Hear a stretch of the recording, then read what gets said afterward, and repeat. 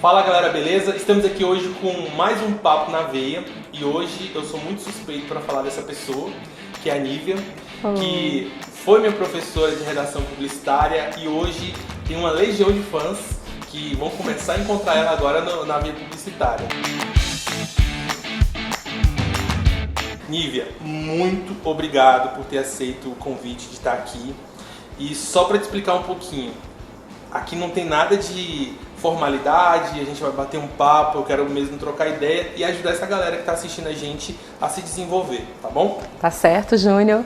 Agradeço imensamente de estar aqui hoje também. É uma alegria imensa, porque ao mesmo tempo que fui sua professora, você foi meu aluno, mas agora você é meu colega de trabalho. Exatamente. E a gente está aqui para compartilhar umas ideias, para a gente poder ajudar essa galera que está chegando e para essa galera ajudar a gente também, porque se a gente quer transformar a comunicação, a publicidade, o planeta, se a gente quer gerar uma quantidade de ideias diferentes e que chegue a um número muito grande de pessoas, o Veia tem que existir. Então, vamos para esse papo na veia. Vamos lá. Pessoal, é o seguinte, hoje eu vou ajudar vocês com redação publicitária. Eu tô aqui com uma especialista, se não, pelo menos aqui eu conheço a melhor. Eu não posso dizer de outras que eu não conheço, mas aqui eu conheço a melhor. Então assim, tem muita gente que tem a Nívia como referência de sacadas, de dicas, de formas de você inovar na redação publicitária e melhorar o seu conteúdo. E eu já quero começar com algo que a galera com certeza já deve estar querendo saber. Primeira coisa, como que eu consigo, como você pode me dar uma dica de eu transformar um texto publicitário ele já mais vendável, sabe? Ele vendendo de cara. Você tem alguma sacada, uma dica, uma técnica? Como que funciona isso? Ah, Júnior, eu tenho... Quando você traz assim essa questão de uma dica publicitária e você usou a palavra conteúdo, eu acho que a primeira dica que a gente precisa sempre ter em mente é que no contexto de novas mídias e de novas tecnologias, a gente não está falando só de uma redação que eu imagino, eu faço um conceito criativo, eu faço uma lista de títulos, porque, claro, isso desenvolve o meu potencial como redatora. Mas quem está entrando no mercado hoje tem que pensar já em conteúdo. E pensar em conteúdo, você tem que pensar, é mais fácil por um lado, mais complexo por outro. Mas você, em vez de pensar na frase, naquela palavra, naquela sacada, você tem que pensar em mecanismos em que você convide as pessoas a co-criar, a criar junto com você. Então, o redator publicitário, ele tem que saber escrever? Claro. Numa agência, sempre o redator é que a pessoa vai chegar e vai perguntar assim: Júnior, exceção é com C cedilha ou com 2 S's? Ninguém vai para o atendimento, às vezes o pessoal não vai nem para o Google, porque você pensa assim, ah, mas tem as redes sociais, tem a internet. Não, a pessoa vai no redator. Aqui acontece muito isso. Não é? Não existe mais Google para correção de texto, você vai direto no revisor, no redator. No redator, não é? Uma amiga minha recentemente quis fazer uma tatuagem, e aí ela falou, ai meu Deus, é mais que ou mais do que? E aí eu fui com ela para o Google, para o professor Pasquale, para Dades Quarise, etc., e ela confiava mais em mim do que no Google. Se a Nívia falou, tá certo. Pois é, e que coisa misteriosa é isso que acontece. A gente valida muito a opinião do outro, que é o especialista pra gente. As respostas estão lá nas redes sociais, o conhecimento está aí, vasto, enorme. Você consegue produzir conteúdo sobre qualquer coisa, mas isso sempre vai passar por um filtro. E esse filtro é o redator. Então quem está começando, pense que o mundo de redes sociais não é um mundo que você faz todas as etapas do processo. Eu crio o conceito, eu crio as peças, eu crio o conteúdo, e eu tenho que criar mais conteúdo e mais conteúdo. Convida essa pessoa a co-criar com você. Então, qual é aquele post matador que a Juliana faz parte da equipe do Júnior, e a gente estava tendo uma conversa muito bacana aqui antes de começar. Não puxa muito saco não cita muito esse nome aqui não. Então tá certo, Ju. O que é um post matador? Não é aquele post que saiu da minha cabeça com aquela sacada genial. Por exemplo, eu estou fazendo um trabalho sobre café, eu encontrar aquele ponto que eu convido as pessoas a me contarem histórias bacanas sobre café.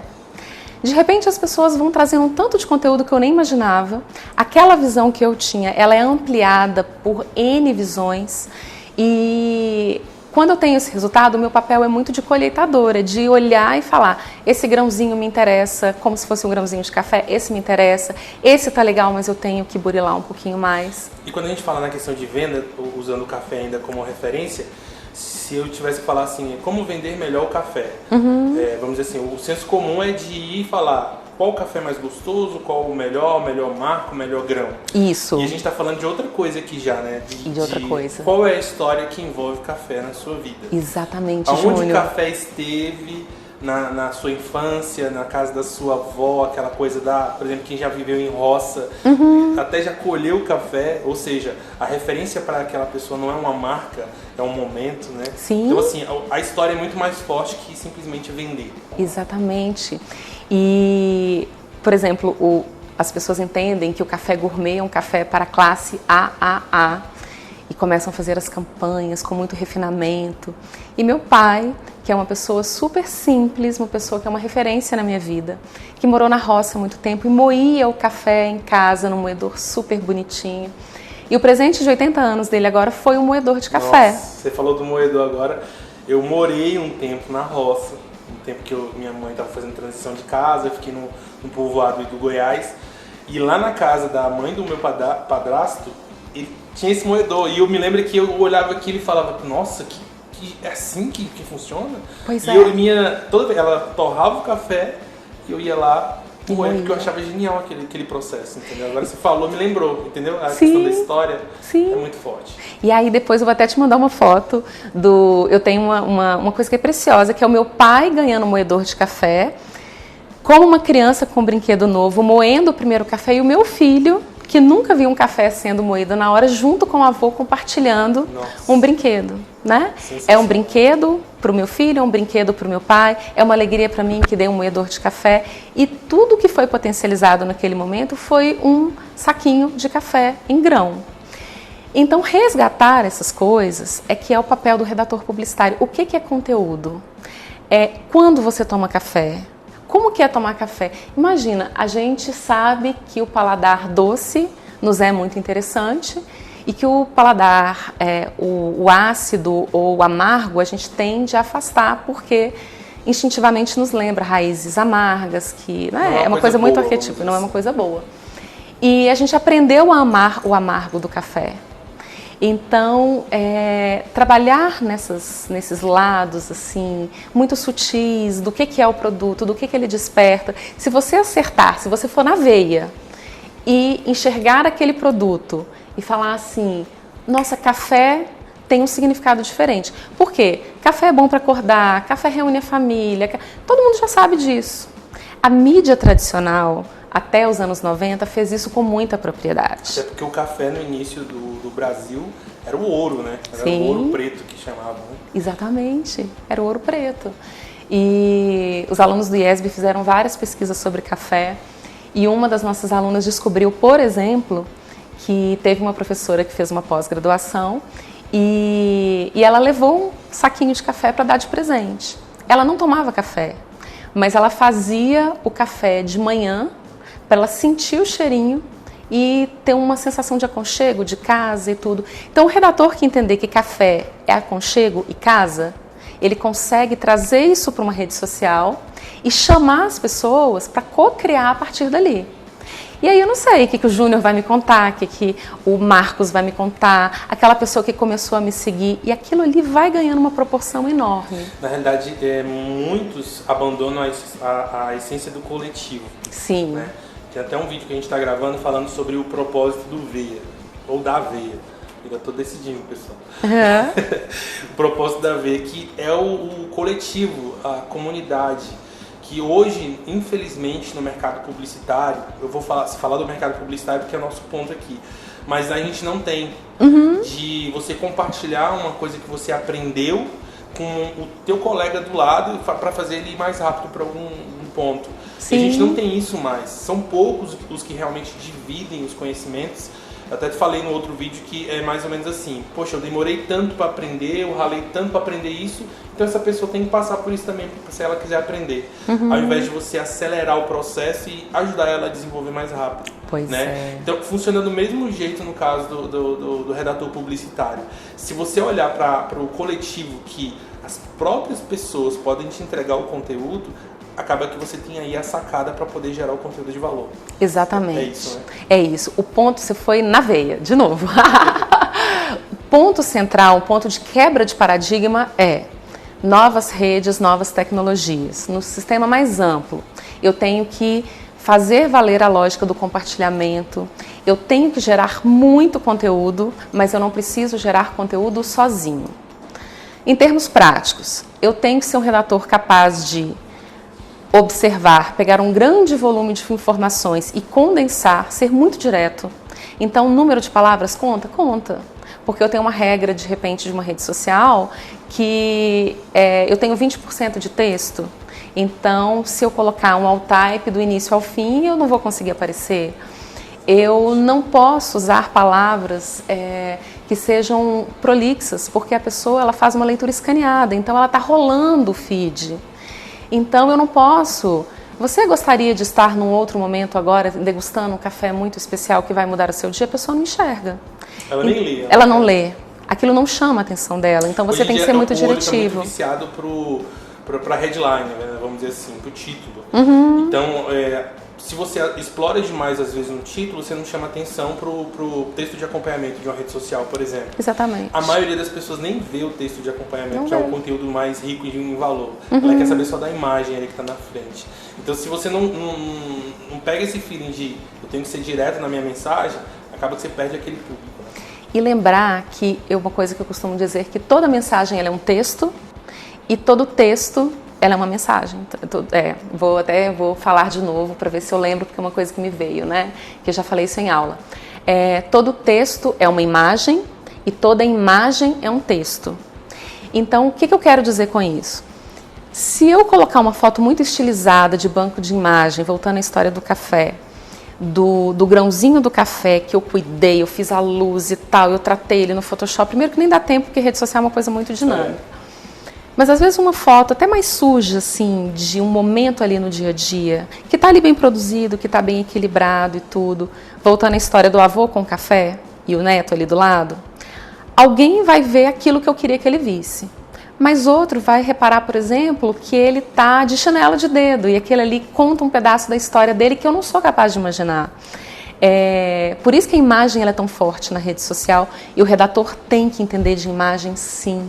Ele não é mais a pessoa que me entrega um papel com coisas escritas. Ele tem que ter esse cuidado de sugerir imagem, de trazer uma foto.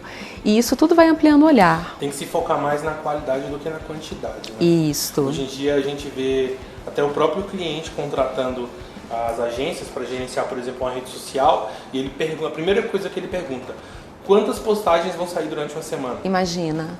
Ou seja...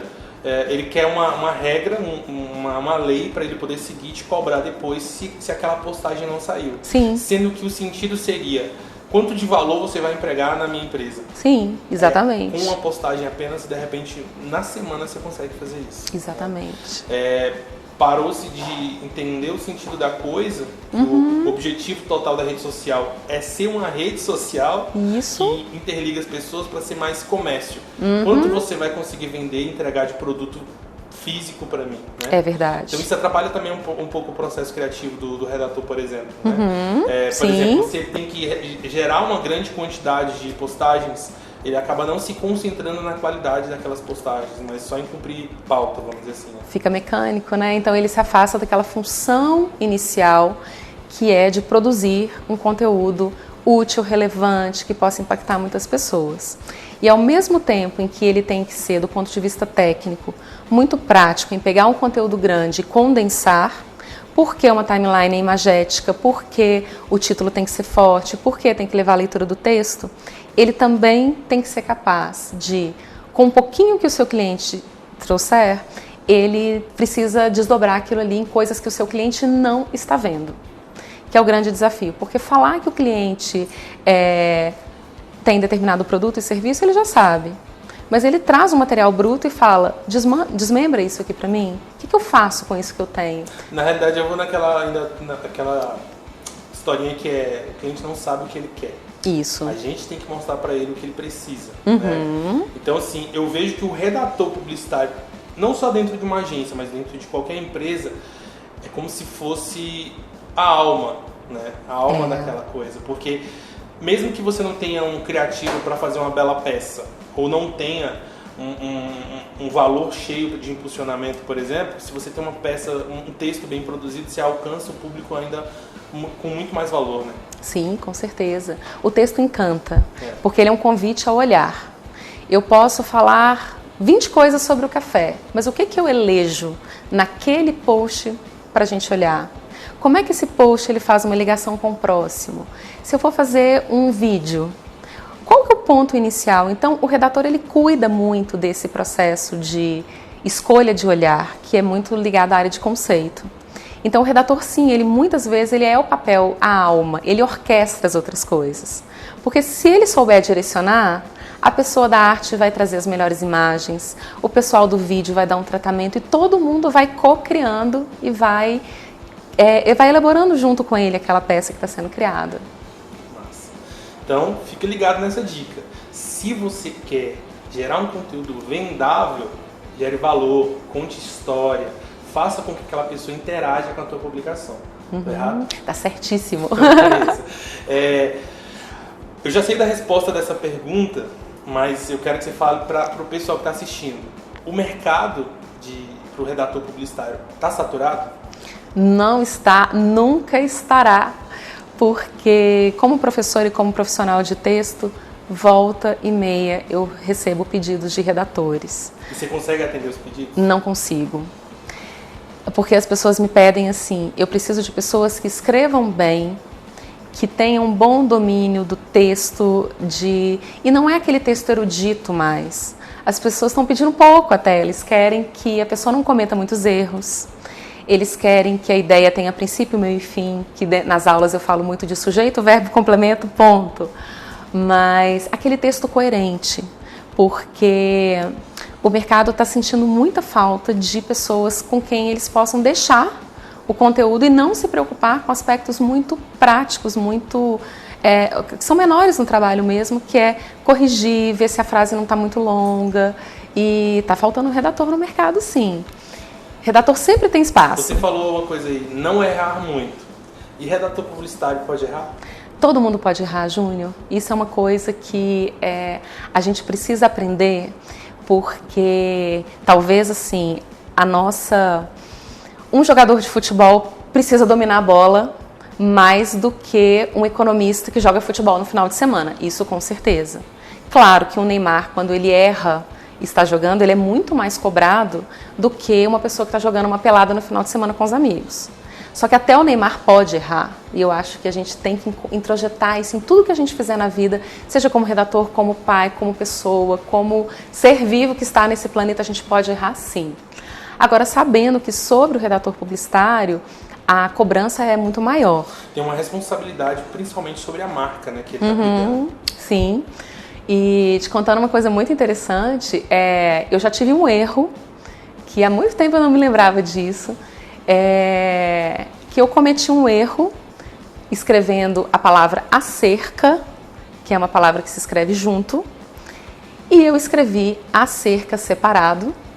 Isso foi rodado num folder, num trabalho enorme, né? Gratidão eterna ao um dos publicitários que marcaram muito a minha vida, que é Rodrigo de Sá Fortes, da Polo de Comunicação.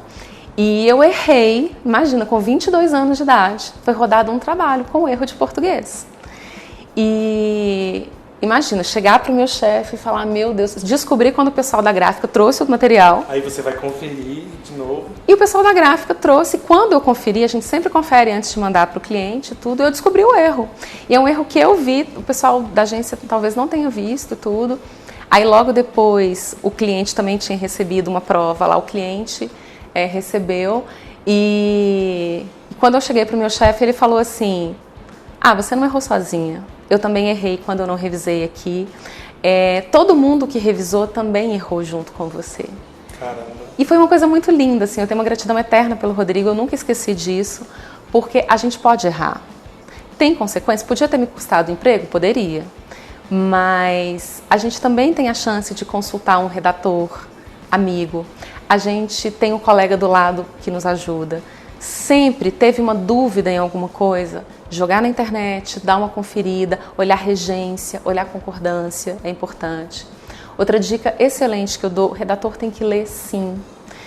Todo mundo tem que ter uma boa bagagem de leitura, mas o redator ele tem que estar um pouco mais atento, porque o erro dele, um erro de ortografia, um erro de concordância, para ele tem um peso maior do que para outras pessoas. Mas voltando à origem da sua pergunta, sim, ele pode errar, mas ele tem que ter esse compromisso de errar cada vez menos e se perdoar se algum errinho passar, pedir desculpa e ir para frente sempre querendo melhorar. Eu te perguntei isso porque constantemente quando a gente comete algum erro numa rede social, por exemplo, sempre tem aquela galerinha que sempre vem e aponta o erro, né? A palavra errada. Não tem problema você apontar para quando você tem aquela ideia de ajudar. Né? Olha, tá errado aí, corrige. Sim. O ruim é quando a pessoa fica falando, ué, vocês estão errando? Como que vocês podem errar? Entendeu? Sendo que a gente não cuida de um cliente, por exemplo. Claro. Então, assim, o meu social media, o meu redator, ele não cuida de um cliente, ele cuida de 10, 20, até mais, dependendo do período do mês. Sim. Então, assim, eu vejo isso como uma forma de dar clareza quem estiver assistindo que Sim. Você precisa ter um compromisso de conseguir ser cada vez melhor, mas não se cobrar tanto quando acontecer esse erro, porque todo mundo erra. A Nive errou. Eu errei. E fui perdoada. Rodrigo, se você tiver, eu vou te marcar. Se você estiver assistindo esse vídeo, fica a minha gratidão aqui. Você pode contar a sua versão também, se é que você ainda se lembra disso, né? Foram muitos anos, deve ter uns 20 anos, mais ou menos. Então, assim, eu sempre começo perguntando como que você começou no mercado. Eu estou fazendo ao contrário com você agora. Como que era a Nívia no início? O que a Nívia pensou? Falou assim, nossa, eu amo texto, eu amo escrever, eu amo entender as pessoas. Como que foi a decisão da Nívia de se tornar uma redatora publicitária? Foi por acaso? Foi vamos dizer assim, uma combinação de coisas que foram acontecendo ou não? Decidi ser isso e fui. Muito bem. Eu ainda vou pegar um gancho, porque como é um bate-papo informal e a gente não tem uma pauta, me ocorreu um insight aqui agora, que sim, todo mundo erra. O redator, muitas vezes na faculdade, ele fica muito preocupado em ter grandes insights e ideias criativas. Só que às vezes eu tenho grandes alunos que são bons em língua portuguesa, mas não são os mega criativos e eles se comparam com os colegas de sala. E eu fiquei pensando agora que tem espaço para esse pessoal que é muito bom na língua portuguesa dentro das agências. O Júnior acabou de dizer, se você é ótimo, se você era aquele sucesso, se você arrasou na redação do Enem, se você olha o trabalho do colega e você consegue ver aquela vírgula fora do lugar, tem muito espaço nas redes sociais. Porque como é um trabalho muito rápido, a gente precisa dessa resposta rápida. E não o revisor, talvez, da língua portuguesa formado em letras, que tem muito espaço para ele também, mas o revisor publicitário, que às vezes não é formado em letras, às vezes está na faculdade ainda, mas vai dar esse help com texto, vai dar uma olhada no feed, então, às vezes ele não está dentro da agência, mas ele vai falar, olha, Júnior, eu estou aqui em casa e eu estou olhando, saiu uma coisinha, dá tempo de corrigir aí, né? Então, um pouco disso. Tá vendo? Você que está aí achando que não tem rumo na vida, não sabe o que fazer, mas consegue ver isso aí, sendo o seu perfil, isso que a Nívia falou, a gente acabou de criar aí uma função. Exatamente. Uma forma de você se vender para o seu próximo posicionamento profissional. Se você pensa assim, nossa, para que eu fui aprender o que era uma oração subordinada, subjetiva? É para isso, é para essa hora, sim. A publicidade vai precisar de você. Nada acontece. Tem espaço para todo mundo. Tá, e como é que era a Nívia no início? Então, a Nívia no início era uma pessoa que na faculdade sofria imensamente porque sempre gostei muito de escrever e os professores falavam que eu era redatora, mas eu sentia uma pressão em trabalhar na área de criação. Eu falava, gente, como é que é estar numa agência e chegar a um pedido a cada hora e você não ter muito tempo para criar, como que é isso? E eu também gostava de planejamento, a área de design e direção de arte eu nunca me arrisquei muito, Mas eu já fiz estágio no planejamento, eu já fiz estágio no atendimento, sempre gostei de escrever, mas não tinha coragem de ir para a redação. Então é muito do perfil que eu vejo até hoje na faculdade. Porque é muito fácil eu contar para vocês como é minha vida hoje, 20 anos depois, né? Mas há 20 anos atrás, quando eu estava lá na sala de aula, eu sofria das mesmas dúvidas, das mesmas inquietações. E a forma como eu lidava com elas era indo estagiar. Então eu fiz 6 estágios no período de faculdade, eu terminava um e ia para outro, para experimentar uma gama grande de possibilidades. E no último semestre de faculdade, estagiando no atendimento, tráfego ali, planejamento, uma área bem estratégica, mas já com o olho comprido na redação ali, e a agência que eu estava sem redator. E no estágio anterior, o redator tinha me convidado para ficar mais junto dele, eu não tive coragem. E aí, quando eu terminei meu estágio de atendimento nessa agência anterior, eu falei, caramba, na próxima que eu entrar, eu não vou formar sem ter passado pela redação, não. E aí veio o período de formatura, 15 dias antes de me graduar, surgiu uma vaga no tráfego, eu peguei, e a agência estava sem redator. E aí, Júlio César Pereira, um grande nome na minha vida também, um redator sensacional de Belo Horizonte. Eu vi o pessoal lá correndo, não tinha quem fizesse texto, ele era o dono da agência e o redator. Então ele tinha que ir numa reunião de negócios, voltar a fazer o texto. E a gente fazia um tabloide de ofertas de uma grande empresa que toda semana ou a cada 15 dias, eu não me lembro, que tinha que ter texto. E aí eu vi o pessoal correndo e eu timidamente falei, posso fazer o texto?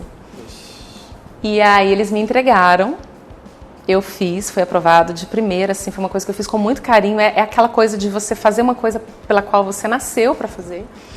E quando eu terminei esse texto, eu falei, eles, muito obrigada, eu falei, eu quero mais.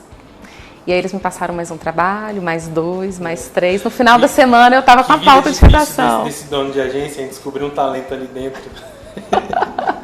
Mas assim, e aí é que comecei a trabalhar como redatora, e eles estavam sem redatores há 3 meses. Não sei como é que é isso. Então era uma pauta gigantesca, e uma amiga minha falava assim, não, você vai começar fazendo panfleto para o Sinal. Não, na outra semana já tinha uma campanha de shopping para fazer, já tinha seleção de modelos. Então assim, você não sabe o que a vida vai te trazer. Confie, porque... se você tiver coragem de olhar para dentro e o que você gosta de fazer, a vida vai guiando. Você vai estar no lugar certo, na hora certa. E como a gente está junto aqui agora, produzindo conteúdo, né?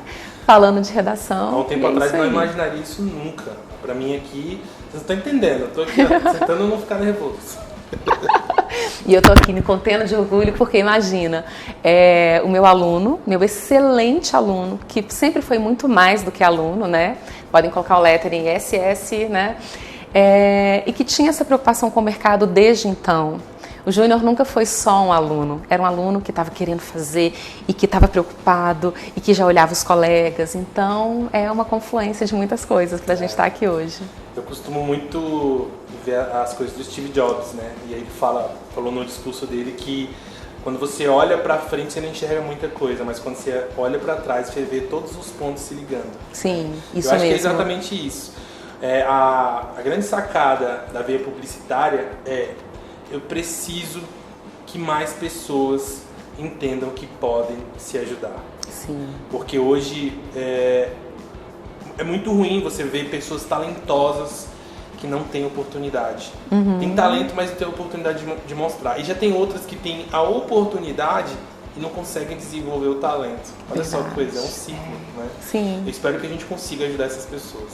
E elas estão aqui para se ajudarem, né? É muito interessante.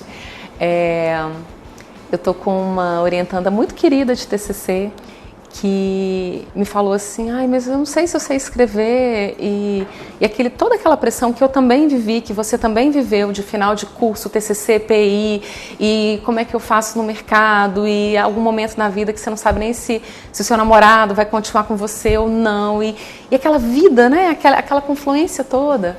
E aí eu perguntei para ela assim, mas o que você gosta de fazer, de verdade?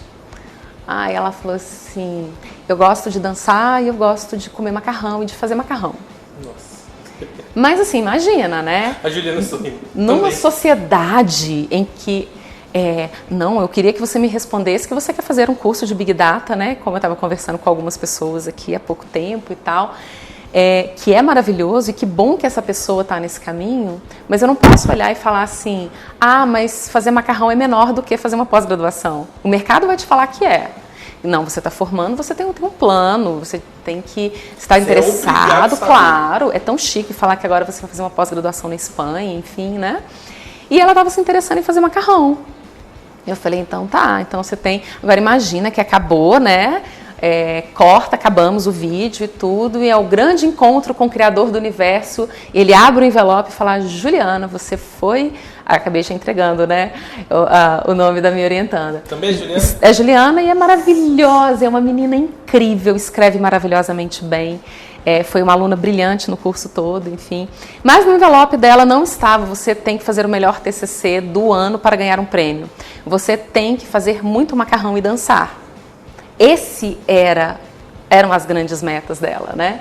Porque o envelope nosso só é aberto no final. Eu costumo dizer, independente da crença espiritual de cada um, enfim, mas o que veio dentro da gente, né? E a gente combinou que a gente está fazendo o TCC, a gente está cuidando do TCC, mas a gente combinou um macarrão. Ju, você está me devendo um macarrão no final, né? Porque a vida pode ser mais leve. A vida pode ser só um prato de macarrão, não tem problema. E isso é muito legal. Se aquele macarrão ele é feito com a alma, se ele é feito com cuidado, e surpresa, o TCC está saindo, está ficando ótimo, está inovador, está tudo o que ela queria. Talvez só faltava tirar esse bloqueio da mente dela, que ela tinha que ter obrigação de entregar o padrão que todo mundo exige. Verdade. E o macarrão simplesmente...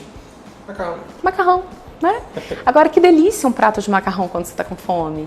Que delícia um prato de macarrão para você celebrar um momento de fechar o curso, né? E é fácil chegar a isso? Não. Não é fácil para ela, não é fácil para mim, não é fácil para você, não é fácil para ninguém. E a gente está aqui para aprender a deixar a vida um pouco mais leve, né? Que massa.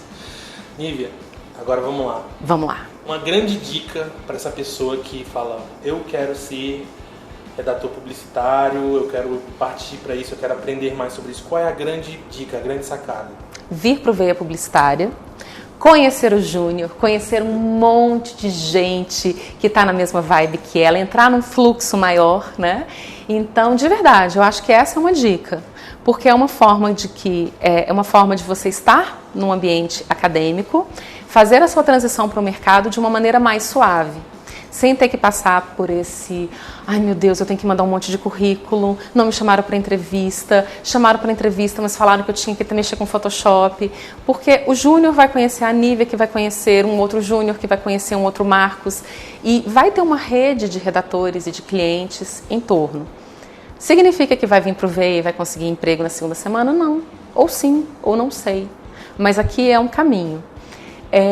Eu acho que um outro caminho também é você começar a ter o seu portfólio conscientemente. Você tem que pegar as peças que você já criou e colocar no repositório. Ai, mas ela não é boa ainda. Não é boa para quem? Para você? Exatamente isso que eu ia falar, não é boa para quem? Né? Porque o que acontece muito é as pessoas enviarem currículos pra gente sem portfólio, nenhum. Sim. Então assim, eu não sei nem se realmente não é bom, porque às vezes não é bom para ela, que tem uma cobrança nível hard, mas pra gente aqui que tá no meio comercial, ela atende um cliente. Ótimo. Então, por exemplo, se ela tem lá no portfólio que já atendeu uma hamburgueria, escreveu 5 textos para hamburgueria, de repente estou precisando de alguém que crie esses mesmos textos para hamburgueria, entendeu? Então, às vezes o que é ruim para você, que é básico para você, é essencial pra gente. Só que falta de comunicação, que a falta de um portfólio faz também, acaba fazendo com que o elo seja quebrado e você perca a sua oportunidade. Exatamente. Lembra que a gente conversou lá no início da imagem, no início da conversa? Nós falamos que todo texto ele é uma imagem, toda imagem ele é um texto. Então aquela imagem, aquele portfólio que você traz, você fala, não é bom porque eu acho que isso aqui não seria veiculado. O Júnior fala, ela já conseguiu produzir um conteúdo. Pode estar até incipiente, mas vem para cá que eu acabo de burilar, eu acabo de cuidar. Teve um grande professor do IESB, um publicitário que eu adoro, que é o professor Cláudio Delamare, que uma vez eu estava conversando com ele, que eu estava num trabalho social e me escalaram para a cozinha e a minha função era descascar abacaxis. Nossa, literalmente? Literalmente descascar um abacaxi, mas não era um abacaxi. Nossa. Me deram uns 30 abacaxis para eu descascar. Eu já tinha descascado um abacaxi em casa, né? Que era Elabre, eu tinha todo o tempo do mundo, lá era um ritmo de produção, etc. E o Cláudio falou, e aí, como é que foi você descascando os abacaxis? Eu falei, foi ótimo, porque eu tirava a coroa, eu dava aquela limpada, e do meu lado tinha um chefe de cozinha que já pegava aquele abacaxi meio sujinho, meio atrapalhado ali, mas ele não tinha que cortar a coroa e tudo mais. Aí o Cláudio falou assim, olha que interessante, isso é processo criativo. Eu não tenho que descascar o abacaxi inteiro e fatiar e picar e colocar palitinho e entregar no final. Às vezes eu tenho só que começar a limpar um abacaxi para que um especialista continue o processo. Então venha, se você recebeu o abacaxi, se você está se espetando todo com o seu abacaxi, traz o abacaxi que o Júnior ajuda você a acabar de descascar, não é, Júnior? Eu sou especialista em descascar abacaxi. Mas não tem tempo de tirar a coroa, tá, gente? Eu estava conversando isso hoje com o Rafael. Falei, Rafael, eu até descasco abacaxi. O grande problema é que eu não posso fazer tudo. Isso. Em outras palavras, né? Então, se uma pessoa já tirar a coroa e já dá aquela limpada para você, o toque final e colocar o abacaxi ali no mercado, você cuida, né? Eu acho que é exatamente isso que você falou. Todo mundo acaba se complementando. Ninguém é excelente sozinho. Ninguém é bom o suficiente sozinho. Você precisa das pessoas. Um pouquinho que você faz, para você é simples, mas para outra pessoa é muita coisa no processo. Feito é melhor que perfeito. Então, terminando esse vídeo, para aí um pouquinho, já abre uma plataforma que você tiver, já começa a separar, né, você que está me vendo agora, assim, começa a separar esse material que você já tem. Mas eu só tenho as peças que eu fiz para a disciplina tal. Entra para o portfólio. E se você já quer um pouquinho de diferenciação, começa a se perguntar o que é valor para mim. Eu gosto de cachorro, eu acho legal apoiar ONGs que ajudam o trabalho animal, enfim. Às vezes tem uma no seu bairro, na sua região administrativa onde você mora. Vai lá, cuida do Instagram deles. Às vezes eles são ótimos para tirar cachorro da rua, mas eles não sabem nem criar uma conta de Instagram. Então você cria, você alimenta e você já faz o seu portfólio. O que chega aqui na agência são pessoas, na minha agência no caso, são pessoas que têm um excelente propósito, começando num negócio muito legal, tem muito possibilidade de sucesso, mas não conseguem investir um valor para pagar uma equipe. Infelizmente, como empresa, eu tenho o meu público, eu não posso atender todo mundo. Isso. Mas é uma oportunidade, por exemplo, para quem está começando a ajudar aquela pessoa e se ajudar também. Só que aí entra a questão do ego. Eu vou querer fazer um trabalho de graça, exatamente para ajudar aquela pessoa, só para ela também me ajudar? Será que as pessoas não pensam só no dinheiro também? Entendeu? Pois é. Então é um ponto que você está assistindo, para pensar. Estou sem portfólio. Então, olha na sua rua, no seu bairro, na sua cidade, um grande potencial cliente que não tem uma assessoria, que está faltando alguma coisa que você pode ajudar. Vai lá e cria conteúdo de graça para ele. Precisa ficar a vida toda criando. Cria 5, 10 conteúdos. E ver o que faz diferença na vida dele. É isso mesmo. Se fizer diferença nessa pessoa, vai fazer diferença na vida de várias outras também. Exatamente. Pessoal, a gente vai ficando por aqui nesse vídeo, mas se inscreva no canal, curte aí a gente e acompanhe o próximo vídeo que a gente vai falar um pouquinho sobre o mercado de comunicação. Até mais.